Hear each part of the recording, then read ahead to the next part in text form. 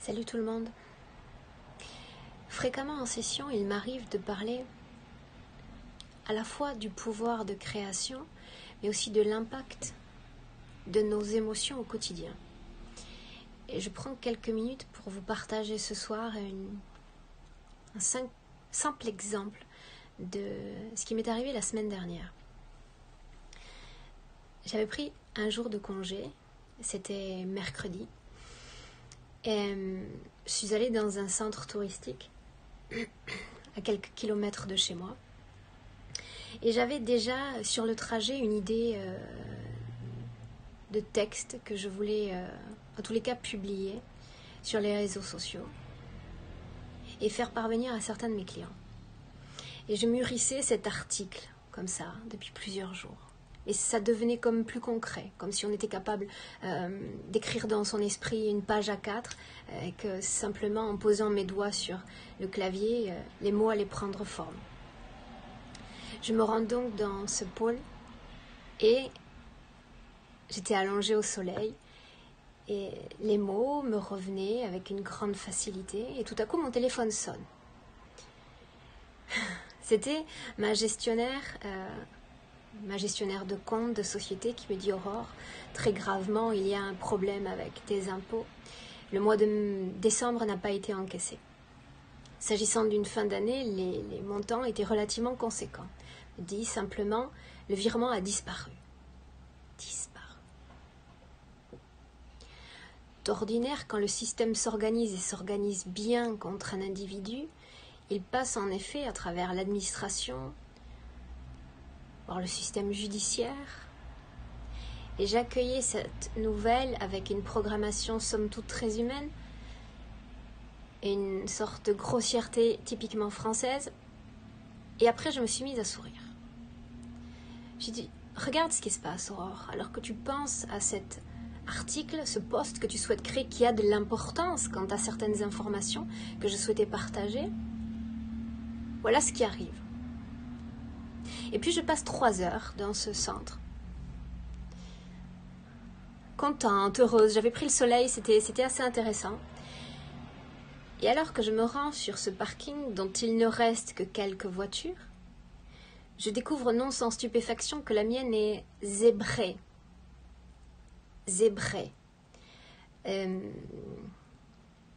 Quelqu'un de mal intentionné a abîmé toute la paroi droite de la voiture, de la tête jusqu'à...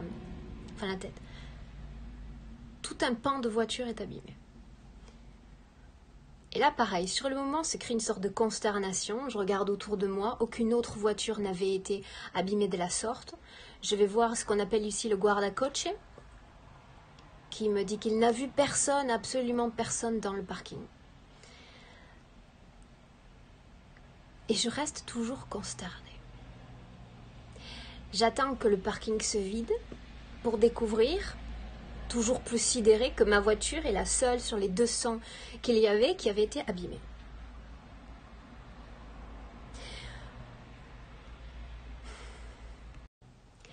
Sur le chemin qui me ramène chez moi, je continue d'intégrer ces informations, encore stupéfaite, donc je parle avec l'assureur, j'ai même appelé la police, on m'a dit que ça servait absolument à rien, pas de caméra, pas de témoin. Et je continue à réfléchir. Et je me revois devant la voiture, comme dans un état de projection, de canalisation énergétique, et puis m'en détachant tout à coup, en me disant, essaie de comprendre, avant de ne laisser l'émotion prendre le pas, essaie de comprendre. Et puis la soirée se passe plutôt calmement avec tout ça, mon argent qui a disparu, enfin ce virement plutôt, et puis ma voiture qui est redécorée. La nuit se passe bien.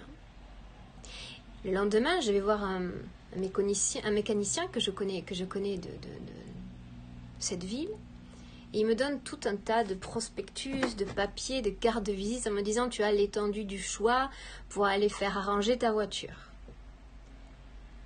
Non pas que j'adore fréquenter les garages et les mécaniciens, mais il fallait que je commence par en choisir un au hasard, forcément. J'en fais un, j'en fais deux, sans trouver chaussure à mon pied. Et le temps passé, j'étais, en tous les cas, le jour décliné, à 18h tout fermé. Il en restait plusieurs et j'en ai choisi un. Et je me souviens avoir respiré profondément à ce moment-là, disant ce sera celui-là et ce sera le dernier. Et je souriais. Je n'aurais pas dû sourire. Ma voiture était abîmée, mon virement toujours perdu le lendemain, mais je souriais quand même. Dernier garage, dernière heure du jour. Je pénètre donc dans l'antre du mécanicien. De là au fond apparaît un senior, plus grand que moi, 1,90 m, 75 ans, 80 ans peut-être, l'œil bleu, droit, fier, qui commence à me rudoyer. Il parlait vite, trop vite pour que je ne comprenne exactement la teneur des réparations à faire. Et il me dit, ça va te coûter très cher. Je lui dis, quand est-ce qu'on peut faire ça? Ouh, dans quelques jours peut-être. Dans ce garage, alors que j'écoutais le mécanicien parler, je vois un visage qui me semble familier sans pouvoir remettre de prénom ou de nom dessus. Et puis je fais une corrélation. Et je m'adresse alors à ce mécanicien et je lui dis, là-bas, le jeune, ce ne serait pas le fils de... Et il se relève encore tout droit en tapant sur sa poitrine et me dit, c'est mon petit-fils. Oh. Je lui dis, alors je connais bien ta famille. Ta fille surtout.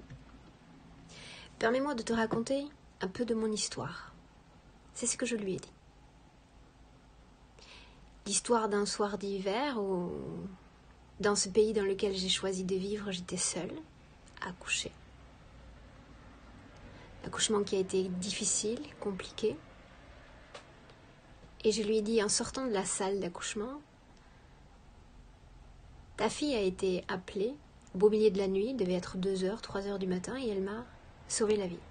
Littéralement sauvé la vie. Et là, alors que je partageais les détails avec lui, tout son corps semble rapetisser de façon étrange. Puis il se rapproche de moi, m'écoute jusqu'au dernier mot avec une grande attention, ses yeux perdus dans le vide. Et il me raconte à son tour son histoire. Il me raconte le conflit qu'il y a dans sa famille depuis qu'elle a choisi cette carrière d'infirmière. En me disant, mes enfants sont tous médecins, je voulais qu'elle soit également médecin. Mais elle en a décidé à l'époque autrement. Elle voulait accompagner chaque patient, non pas comme un médecin, mais réellement comme un être humain, c'est les mots qu'il a utilisés. Et nous étions en conflit depuis de longues années, même si elle s'est réalisée, même si elle est devenue heureuse, je suis restée comme avec une amertume. Voilà de la façon dont il me parlait. Et il me disait hier encore, je lui en voulais. Même si dans le village on me racontait qu'elle faisait, et qu'elle était un être exceptionnel et qu'elle faisait de belles choses pour les gens, je n'y croyais pas et je pensais que son accomplissement passerait par cette carrière de médecine. Et alors qu'il se tassait encore de plus en plus, il me dit, ces mots que tu viens de prononcer ont créé une paix incommensurable en moi, comme si ce conflit avait disparu et je comprends tout maintenant. Il est vrai qu'elle est un être exceptionnel. Et je lui dis oui, c'est vrai. Pour l'anecdote, il a proposé de réparer ma voiture pour pas très cher, au final. Et le soir même, mes problèmes d'impôts étaient résolus. Alors,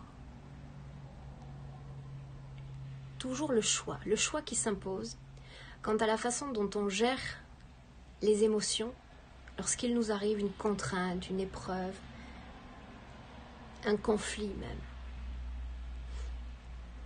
Dans ces cas-là, on a tendance à se laisser aspirer par l'objet de dissonance, le problème en cours, comme si nous devenions le problème.